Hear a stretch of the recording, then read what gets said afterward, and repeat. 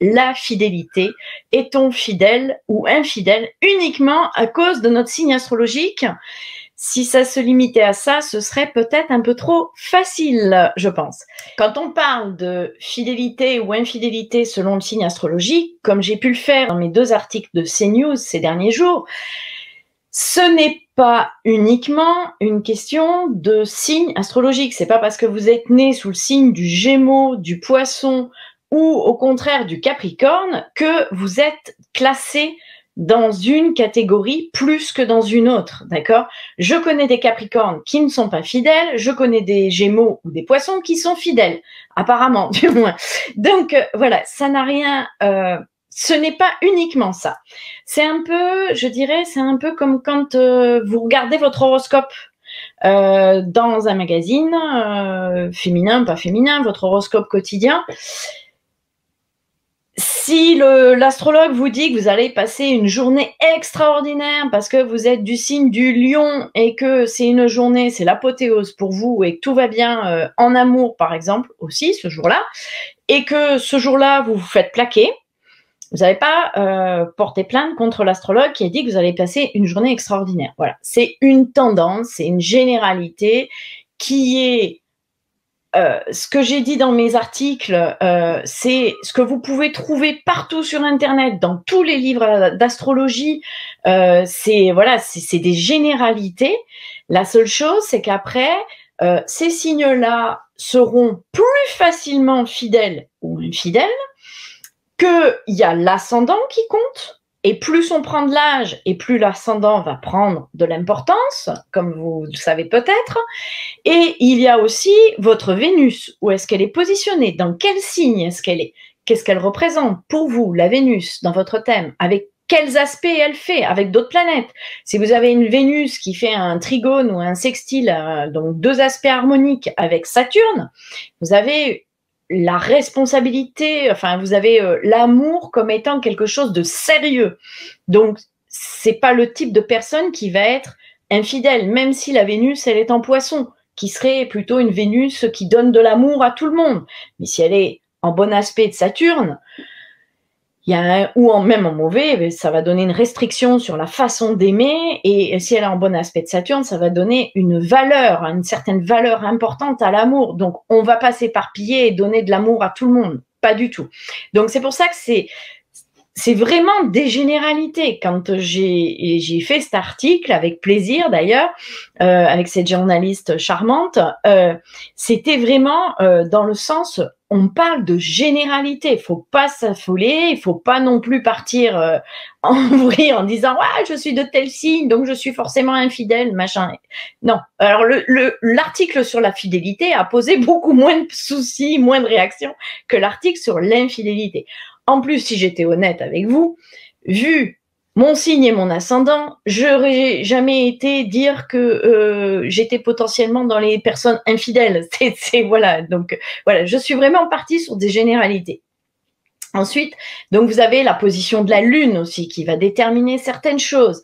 Voilà, donc tout, rassurez-vous que vous soyez Gémeaux, Poissons, Sagittaire, puisque c'est les signes en palme de l'infidélité, vous n'êtes pas forcément des infidèles. Seulement, à un moment donné, vous pouvez être plus susceptible qu'un Capricorne, un Taureau, même une Vierge, de passer à l'action. Voilà, parce qu'il y a des fondements, un potentiel au départ, une tendance, plus sur certains signes que sur d'autres. Alors, je pense, avec ma pratique de l'astrologie, ma pratique de coaching de couple, potentiellement, tout le monde est fidèle. Voilà. Et potentiellement, tout le monde peut être infidèle, quel que soit son signe. En fait, tout va dépendre de l'ensemble. C'est à part ceux qui ont vraiment alors je vais dire le vice dans la peau ou un besoin de conquête en permanence, qu'on soit homme ou femme, parce que ça arrive aussi chez les femmes comme chez les hommes, un besoin de conquête en permanence, d'avoir de nouvelles relations parce que d'adrénaline, de machin, tout ça. Mais dans ce cas-là, c'est ou une addiction comme une maladie, on va dire, ou je ne sais pas comment l'exprimer, mais c'est une déviance, enfin voilà, c'est une pseudo-pathologie, enfin je sais pas, je suis pas psy, donc voilà. Mais ça va être, je parle pas de ces personnes-là où c'est en eux, c'est plus fort qu'eux et que potentiellement, quel que soit leur signe, pour le coup, eux, ils seront toujours infidèles. Comme on a aussi des personnes, quel que soit leur signe, qui ont une éducation, parce que ça joue aussi, une éducation psychorigide où il faut pas, ou très à cheval sur des principes religieux peut-être, ou quelques croyances impératives très strictes, et qui ne vont jamais, au grand jamais, être infidèles parce que c'est interdit, c'est comme ça, c'est une croyance, c'est machin. Ça, j'enlève ces deux catégories de personnes, ceux qui ont tout le temps besoin de nouveautés et qui sont boulimiques et de nouveautés, et c'est pas un jugement, et voilà, et chacun fait ce qu'il a envie, ou ceux qui sont au contraire dans les carcans des limitations, des croyances familiales, des croyances religieuses ou je ne sais quoi, et qui surtout ne font pas parce que c'est interdit. On va parler des personnes, alors je vais dire normales, mais personne n'est normal. Mais bon, on va parler du grand général. Voilà, on va faire des grandes généralités. Quand vous rencontrez quelqu'un, quand vous êtes amoureux de quelqu'un, de quelqu'une, hein, quelqu'une, on est tous, même un poisson, même un gémeau, même voilà, on est tous potentiellement super love avec une personne, on est bien, on se sent bien, on s'entend bien. Pourquoi aller voir ailleurs, quoi? Voilà. Donc, potentiellement, quel que soit votre signe, votre ascendant, tout ça, potentiellement, au début d'une relation, je pense quand même que la plupart des gens sont fidèles. Les choses vont se compliquer quand, avec le temps, l'habitude, la routine, les enfants, passer du statut jeune couple, amant, parce que pour moi, amant, ça ne veut pas dire qu'on trompe la personne, ça veut dire qu'on est jeune amoureux, d'accord? On ne vit pas ensemble, on s'aime et on est fidèles l'un ensemble. Pour moi, on est amant, même si c'est pas amant, je te trompe ou voilà. Donc, à partir du moment où on vit ensemble, où on passe du couple amant au couple parent, où on a des crédits sur le dos pour acheter la maison ou l'appartement, où on a le stress du travail, où on a une multitude de choses à gérer, plus les années qui s'accumulent, plus le mari qui a oublié l'anniversaire de mariage, plus, je sais pas, ou qui sort pas les poubelles quand il faut, qui range pas ses caleçons, ses chaussettes, plus la femme qui a les cacarinettes parce que les gosses se sont fait disputer à l'école parce qu'ils ont tapé le copain. Enfin, quand on rajoute toutes les choses qui peuvent nous tomber dessus, qui sont pas forcément super graves en soi, chacune des choses, mais qui, accumulées, entassées les unes sur les autres, font que le petit tas devient une montagne. Potentiellement, je pense quand même, et je vois dans mes coachings quand même depuis plusieurs années, et même dans la vie avec les amis autour de nous, enfin voilà, on a du vécu, on connaît des personnes, tout ça. Potentiellement, tout le monde peut être infidèle à un moment donné. Tout le monde. Même un Capricorne, même un Taureau, voilà, comme un Poisson ou un Gémeaux ou un Bélier ou un Verseau peut être fidèle. Voilà. À un moment donné, tout le monde est capable de passer de l'autre côté. Comment est-ce qu'on le vivra? Ça va dépendre d'autres choses.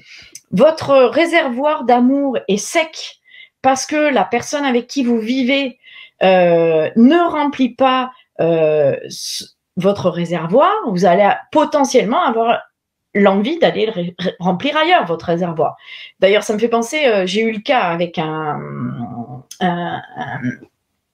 une cliente en astrologie qui est Capricorne, qui au grand jamais ne veut aller voir quelqu'un, et c'est dans mon article le signe le plus fidèle qui soit. Eh bien, elle a besoin de câlins. Le Capricorne est un signe réservé, plutôt introverti, mais qui est très câlin. Et souvent, un enfant Capricorne a beaucoup de peluches, a beaucoup de doudous et tout. Il a besoin d'une présence, il a besoin de câlin. Un Capricorne, j'ai découvert ça au fur et à mesure de mon investigation sur l'astrologie et aussi du fait d'avoir un enfant Capricorne, un petit garçon Capricorne, petit grand maintenant. Mais d'avoir un enfant Capricorne, j'ai découvert que le Capricorne, moi qui croyais cette bête très... désolée pour bête, hein, mais tous les signes astrologiques pour moi sont des bêtes. Donc ce signe qui était plutôt un signe froid, distant, tout ça, en fait c'est une boule d'amour, quoi. Et un Capricorne, j'ai découvert ça aussi du coup en cherchant en astro, puis en parlant avec des Capricornes et tout ça. Les Capricornes adorent les doudous. Ce sont des boules d'amour en fait, mais seulement ils le montrent pas. Ils ont une carapace, ils se protègent pour pas souffrir justement. Mais ils adorent les câlins. Et cette cliente en astro qui est Capricorne et qui ne supporte pas justement l'infidélité, à force de ne pas recevoir d'affection, de bisous et de câlins de son mari et qu'elle ne connaissait pas les langages de l'amour et qu'elle ne savait pas exprimer ses besoins aussi, parce que c'est tout l'intérêt, c'est de le savoir, mais c'est savoir aussi dire à l'autre, dis-moi, j'aimerais bien un câlin, j'ai envie d'un câlin, j'ai besoin d'un câlin là, maintenant, tout de suite, ou quand tu seras disponible, j'aimerais bien que tu me fasses un vrai câlin. Voilà. Et bien, du coup, elle a été séduite par un collègue de travail qui, lui montrait plus d'affection, plus d'attention, et qui, gentiment et tout, bon, c'était avant le Covid, mais qui facilement lui disait, ben, t'es pas bien, viens, mets ta tête sur mon épaule, et il la prenait dans ses bras. Et bien, tout ça, ça lui a donné des idées, des envies d'aller se rapprocher plus de ce collègue de travail qui, lui apportait du câlin. Alors que potentiellement, c'est un signe super fidèle, un Capricorne. Donc, c'est pour vous dire que tout le monde, à un moment donné, peut craquer pour être infidèle. Après, comment est-ce qu'on va le vivre? Ça va dépendre du signe. Je pense qu'un Capricorne qui va voir ailleurs, en dehors de son travail, en dehors de son couple, aura peut-être un peu du mal avec sa conscience. Après, ça va dépendre aussi de l'éducation que vous avez eue.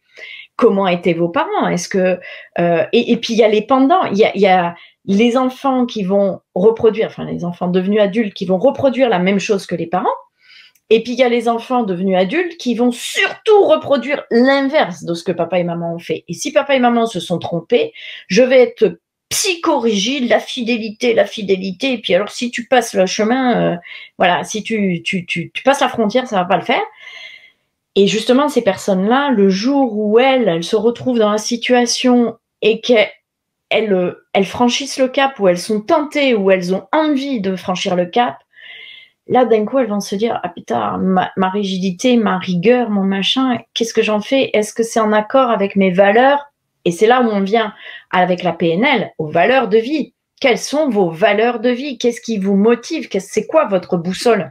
Tout le monde peut, un jour ou un autre, tomber dans l'infidélité. Quel que soit votre signe, quel que soit votre ascendant. Par contre, un bélier, un verseau, un gémeaux, un sagittaire ou ascendant de ces signes-là peut plus facilement basculer qu'un autre. C'est ça la différence, la nuance. C'est que potentiellement, on peut plus facilement basculer qu'un autre. Mais un taureau, un capricorne, une vierge, un lion, une balance, des signes que j'ai, dont j'ai dit qu'ils étaient plutôt principalement fidèles, peuvent aussi basculer dans l'infidélité parce que ils auront un manque, parce qu'ils auront un malaise, parce qu'il y aura quelque chose qui ne va pas dans leur vie. Mais ce n'est pas leur nature même au départ. Et peut-être même qu'ils le vivront mal, parce qu'au fond d'eux, c'est contre leurs valeurs. S'ils ont une valeur fidélité super importante, forcément c'est contre leurs valeurs de franchir le cap ou même d'y penser C'est même voilà. Donc voilà. Donc il y a tout un ensemble de choses qu'il faut prendre en compte. C'est pas que le signe astrologique, c'est pas que l'ascendant, c'est pas. Il y a aussi la Vénus qui compte, il y a aussi la Lune qui compte, et les aspects que l'ascendant, le Soleil, la Lune, Vénus fait avec le reste du zodiaque. On peut aussi prendre en compte Mars pour l'énergie sexuelle, surtout pour un homme. Donc tout ça va jouer sur, et puis Mars, c'est l'image de l'amant, l'homme qui attire sexuellement une femme. Donc, et les aspects que ces planètes vont faire, ou cet axe, comme l'ascendant, va faire avec le reste du thème, avec Jupiter, avec Neptune. Si vous avez une Vénus qui est conjointe à une Neptune, la tendance à l'infidélité, elle y est quand même si vous êtes en taureau. Parce qu'en plus, le taureau est gourmand, donc il peut aimer pécher par gourmandise, comme j'ai dit dans l'article. Voilà, donc tout ça, c'est à prendre en compte. Mais il y a aussi l'éducation. Et il y a aussi vos valeurs de vie. Qu'est-ce qui est plus important pour vous? C'est plus important pour vous la valeur famille ou la valeur honnêteté, la valeur fidélité, la valeur je me fais plaisir, la valeur je sais pas moi, la valeur audace, la valeur qu'est-ce que c'est? Quelles sont les valeurs les plus importantes pour vous dans votre vie? Parce que c'est aussi vos valeurs qui vont vous faire agir, à passer à l'action ou ne pas passer à l'action. J'espère que vous avez trouvé des pistes et surtout que vous êtes rassurés parce que il n'y a pas que l'ascendant et le signe solaire qui déterminent si oui ou non on est fidèle ou infidèle. Il y a plein d'autres choses. Et voilà. Et après, moi je dis que quand on est heureux avec une personne, il faut se faire confiance. Et puis, de toute façon, si l'autre est infidèle, à un moment donné, ça se saura, ça va sortir. Donc, faites-vous confiance, faites confiance à la personne que vous aimez, même si c'est un poisson ascendant Gémeaux ou un Sagittaire ascendant Gémeaux, aimez-vous, profitez des moments où vous êtes ensemble, et puis si ça devait arriver, eh bien ça arrivera, mais c'est surtout que vous le découvrirez au moment où vous devez le découvrir, parce que tout est toujours parfait, comme dit François Lemay. Tout est toujours parfait et tout arrive au moment où vous êtes capable de l'entendre, de le voir, de le comprendre et de réagir comme il se doit. Je vous souhaite une belle journée, une belle semaine, bon week-end. Profitez des uns et des autres, connectez-vous à votre partenaire de vie, dites-vous je t'aime, serrez-vous dans les bras, embrassez-vous. À bientôt. À la semaine.